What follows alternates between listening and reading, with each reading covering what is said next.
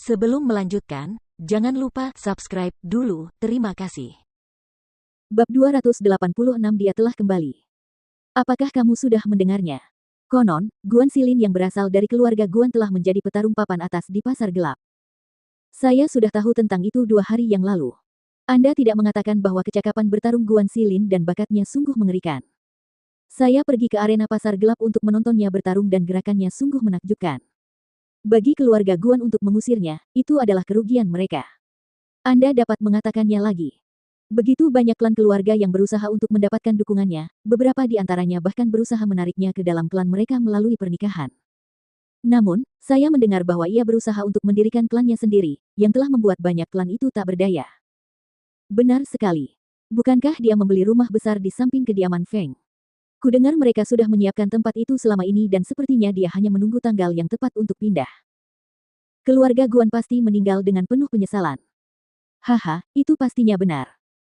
Nona tertua dari kediaman Feng belum terlihat akhir-akhir ini dan kabar yang beredar sepertinya mengatakan bahwa dia pergi keluar untuk berlatih. Berbicara tentang nona kediaman Feng, sungguh tidak dapat dipercaya bahwa dia benar-benar membuat Tuan Tua Feng membatalkan pertunangannya dengan pangeran ketiga. Dengan wajahnya yang hancur dan cacat, apakah dia tidak takut bahwa dia akan ditinggalkan begitu saja setelah dia memutuskan pertunangannya? Memangnya kenapa kalau dia ditinggal Dira? Kediaman Feng hanya memiliki dia untuk meneruskan garis keturunan mereka dan keluarga Feng mampu membiayainya bahkan jika dia tidak menikah. Tapi, bukankah kudengar pangeran ketiga tidak mau membatalkan pertunangan? Sepertinya masalah ini masih menggantung. Pangeran ketiga adalah yang paling menonjol di antara generasi muda Sun Glory.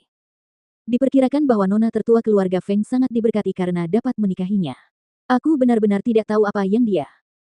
Pria itu tengah berbicara ketika tatapannya tiba-tiba berubah menjadi melotot, matanya terbelalak karena terkejut. 2 pria lain di sampingnya menoleh untuk melihat. Dengan satu tatapan itu, mata mereka juga terbelalak kaget. Selain tidak percaya, ada juga ekspresi malu. Mereka tidak menyangka bahwa orang yang mereka gosipkan di belakangnya, benar-benar mendengar semua yang mereka katakan. Mendengar perkataan itu, Fen Jiu tersenyum tipis dan melirik ke arah para lelaki itu sebelum dia menunggangi Old White untuk menuju ke kediaman Feng. Jadi kakaknya telah mengambil posisi pertama di bagan pasar gelap dan bahkan telah membeli sebuah rumah bangsawan. Dia telah melakukannya dengan cukup baik untuk dirinya sendiri. Mengenai pertunangannya dengan Murong Yisuan, dia akan kembali dan mengurusnya sekarang. Baru setelah dia pergi jauh, para lelaki itu tersadar kembali dan tergagap ketika berkata, Itu adalah nona tertua Feng Qingge dari kediaman Feng, kan? Wajahnya sudah pulih. Sepertinya sudah diperbaiki. Kabarnya dia pergi untuk latihan, tapi saya rasa dia pergi untuk berobat ke wajahnya. Salah seorang pria lainnya kemudian berkata, matanya tampak sangat terpesona, dia memang layak menjadi wanita tercantik di Sun Glory kita. Wajah dan keanggunannya sungguh sangat menakjubkan. Karena Feng Jiu sedang menunggangi si tua putih yang tampak seperti seekor naga dan seekor kuda sehingga membuat keduanya begitu mencolok, dan ditambah dengan fakta bahwa paras Feng Jiu telah pulih, kecantikannya yang tanpa celah juga menyebabkan orang-orang yang melihatnya berteriak kaget. Bukankah itu nona tertua keluarga Feng, Feng Qingge?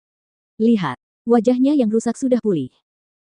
Banyak warga kota Bulan Berawan yang mengenalnya dengan baik dan saat dia berjalan menuju kediaman Feng, setiap tempat yang dilewatinya mengundang decak kagum dan perdebatan sengit dari warga. Tahukah kamu? Nona muda keluarga Feng, Feng Qingge telah kembali. Dan wajahnya telah pulih. Seperti itulah, berita itu menyebar dari 1 orang ke 10 orang, dan 10 orang ke 100 orang melalui mulut ke mulut. Tidak butuh waktu lama sebelum berita itu menyebar ke setiap sudut. Kediaman Murong Yisuan. Murong Yisuan berdiri tegak di belakang mejanya, matanya penuh keterkejutan saat menatap penjaga itu dan bertanya, apakah Anda mengatakan Qingge telah kembali? Ya, nona tertua keluarga Feng telah kembali dan karena dia menunggang kuda yang tampak aneh di jalanan, banyak orang memperhatikannya. Dan wajahnya yang rusak juga telah pulih. Ketika penjaga itu selesai, dia merasakan hembusan angin bertiup melewatinya. Dia mengangkat kepalanya untuk melihat, dan tidak melihat tanda-tanda yang mulia.